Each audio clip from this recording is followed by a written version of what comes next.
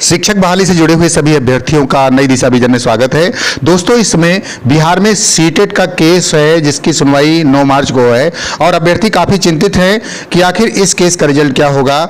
आप सभी जानते हैं कि सीटेट का मसला इस समय कोर्ट में है और सुनवाई 9 मार्च को है। दोस्तों, इसमें आपके मन में तमाम प्रश्न होंगे कि क्या करना होगा इसके लिए, सचिवालय का अपडेट क्या है, सरकार इस बारे में क्या कर रही है और बहाली को बचाने के लिए क्या किया जाए। सारे प्रश्न आपके मन में हैं। सारी बातों को जानने के लिए आज नई दिशा विजन पर हमारे साथ हैं बिहार के संघर्ष से जुड़े हुए और बिहार में एनआईवीएस डीएल को जीत दिलाने वाले काफ़ी नामी गिरामी जो हमारे शिक्षक नेता हैं, जो हमारे शिक्षक साथी हैं, पप्पू जी, वो आपके बीच में हैं और हम लोग सारी बातों को जानेंगे और उन्होंने इसके बारे में क्या कहा है, सारी बातें इस वीडियो में हैं। तो वीडियो को जरा भी स्किप ना करें और अगर आपको पसंद आए, अगर आप वीडियो से सहमत हो तो इसको अपने मित्रों में शेयर भी कीजिए और चैनल पर नए हो तो चैनल को सब्सक्राइब भी कीजिए। आइए सुनते हैं पप्पू जी से 94 के शिक्षक बहाली की लेट। नमस्कार सर। हाँ नमस्कार सर। सर, शिक्षक बहाली के संदर्भ में जो है अभी बिहार में मामला फंसा हुआ है, तो ऐसी स्थिति में शिक्षक अभ्यर्थी काफी परेशान हैं। तो एक कोई सीटेट केस की बात में इंटरवेन करने की बात आ रही थी, तो उसके संदर्भ में कोई अपडेट सूचना हो तो दीजिए। देखिए सर, सीटेट का केस का जहाँ तक बात है तो ये केस बहुत पुराना था और बहुत बहुत पहले किया गया था। इसमें कई हेयरिंग हो गया है और मेरे ख्याल से लास्ट सुनवाई या हो सकता है कि एक सुनवाई और हो, ये होनी है। तो इसमें जो प्रेयर करता है उसका सीधा डिमांड है बहाली को स्टे कराने के लिए और कई तरह का वो लोग उल्टा पुल्टा एक्टिविटी किया जा रहा है। अच्छा। और उल्टा पुल्टा दलील दिया गया है कोर्ट में कि भाई सीटेट अमान्य है, तमाम तरह की चीजें की गई है।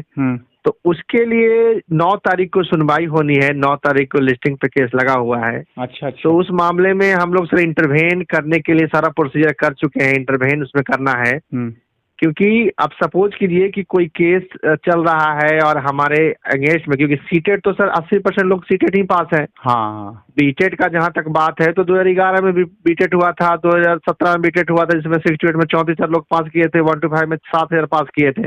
वो भी केवल 2 बार। तो हाँ बस एक, हाँ टू टाइम्स हुआ था। 2011 में जो भी बच्चे थे सबका नियुक्ति हो गया था। जिनका परसेंटेज कम था 50%, 45%, जिनका परसेंटेज था वही लोग अभी तक बचे हुए हैं, वही लोग इधर तांडव कर रहे हैं। अच्छा, ठीक है। उसको नौकरी तो होना नहीं है और दूसरों को होने देना भी नहीं है, ये लोग डिस्टर्ब कर रहा है।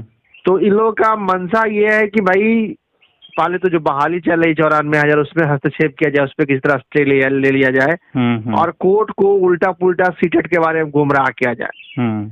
तो बात ऐसी है कि यदि सपोज के लिए कोई राजा है और उसके पास कोई जाके प्रेयर किया तो भाई किसी पर आरोप लगा रहा है तो उसको भी तो वहां पे मौजूद होना चाहिए ना, नहीं तो क्या कह देगा राजा कान में, क्या कन्विंस कर देगा भगवान जाने। तो इसी परिस्थिति में हम लोग सर इस मामले में इंटरवेन कर रहे हैं कि भाई कोर्ट में कोई उल्टा पुल्टा बयानबाजी ना कर दे। कई बार आप लोग देखे हैं कि कोर्ट में उल्टा पुल्टा तथ्य दे के बहाली को 6 महीने तक स्टे कर दिया गया।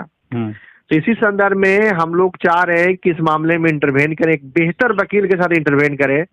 यदि हमारे पास फंड यदि प्रॉपर तरीके से होगा, बजाप्ता होगा, तो हम लोग बड़े से बड़े वकील सोच रहे हैं इस मामले में हायर करने के लिए।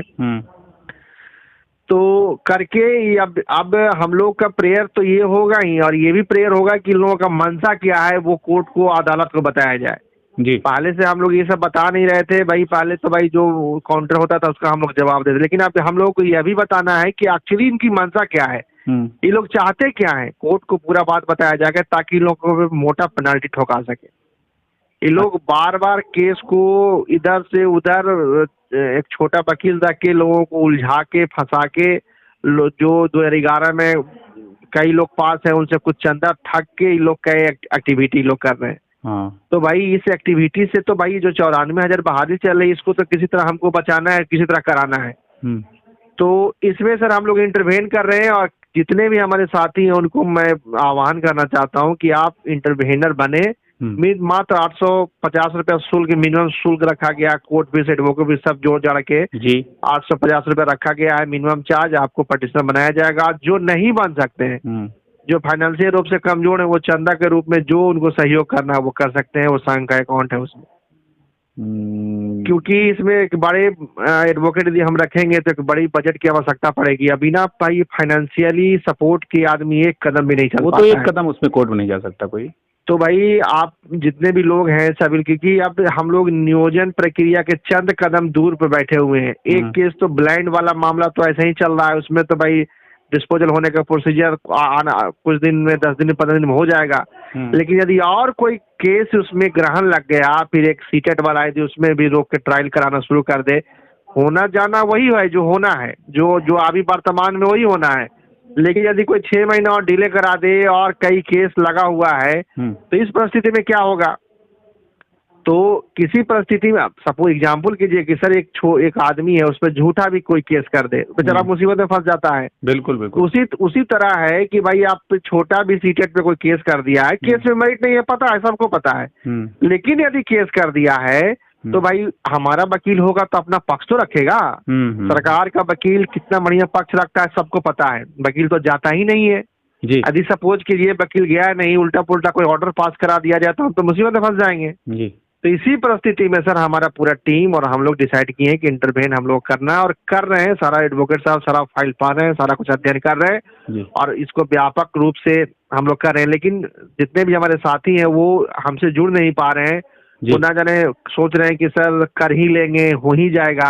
अरे भाई कैसे हो पाएगा? जब तक आप सपोर्ट नहीं करेंगे, समर्थन नहीं करेंगे तो कैसे हो जाएगा?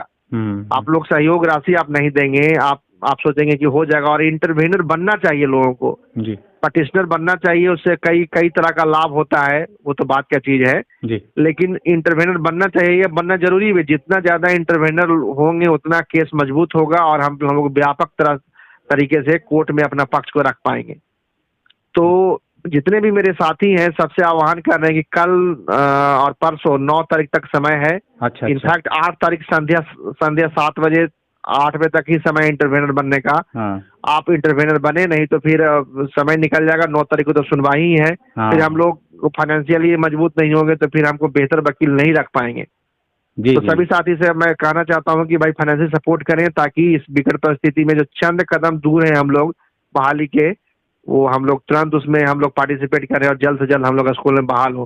सभी साथी को यह कहना चाहते हैं कि भाई आपकी नियुक्ति तो होनी है जी, अब जितना भी बाधा आ जाए, और यदि आप लड़ते रहेंगे तो आपको 2 महीना 3 महीना में ज्वाइनिंग हो जाएगा जी। यदि आप लड़ना छोड़ देंगे तो भाई सालों में ज्वाइनिंग नहीं हो पाएगी जी, और ना जाने क्या होगा। इसीलिए लड़ना सीखिए, संघर्ष करना सीखिए, और जो संघर्ष करता है, जो आगे चल रहा है, उसको समर्थन देना सीखिए। ठीक है, आप घर में बैठे हैं, सिर्फ अपडेट लेते हैं, ना फाइनेंशियल सपोर्ट करते हैं, ना मैन पावर सपोर्ट करते हैं, तो कैसे आगे आदमी आगे लड़ेगा? वो भी एक समय आएगा कि भाई हार जाएगा, थक जाएगा, छोड़ देगा भगवान भरोसे। अभी तो हम लोग भगवान भरोसे नहीं छोड़े, हम लोग इसको तरीके से कर रहे हैं। चीट पटना हाई कोर्ट में क्या हो रहा है, सारा एक्टिविटी हम लोग देख रहे हैं। सचिवालय में क्या एक्टिविटी चल रही है, एक आदमी एक पदाधिकारी से स्टेप बाय स्टेप बात किया जा रहा है। शिक्षा मंत्री से लगातार संपर्क में आदमी है कि क्या हो रहा है, नहीं हो रहा है। तो यही स्थिति है सर। तो सभी साथी से बस यही निवेदन है कि आप सहयोग करें, बाकी हम लोग इस पे काम कर रहे हैं। बहुत जल्द 1 से 1.5 महीना के अंदर जो भी होगा बेहतर होगा, और हम लोग तो उम्मीद किए हुए हैं कि 1 से 1.5 महीना के अंदर आपका स्कूल में किसी तरह बहाल कराना है जी। सर ये कहना चाहेंगे कि इस बीच में अभी कोई सचिवालय की अपडेट नहीं आई है, और ये मतलब जो है सचिवालय का सर अपडेट यही है कि जो पहले वर्तमान स्थिति थी वही स्थिति आज भी मौजूद है। हाँ, जो वकील है वो अभी तक जो तरीके से अभी कोई भी एक्टिविटी नहीं हो पाया। जो एक्टिविटी कल था वही एक्टिविटी आज है। तो इस संबंध में मंगलवार को शिक्षा मंत्री से दोबारा हमको मिलना है और सारा पूछना है कि सर कहाँ पे डिले, क्यों ऐसा हो रहा है।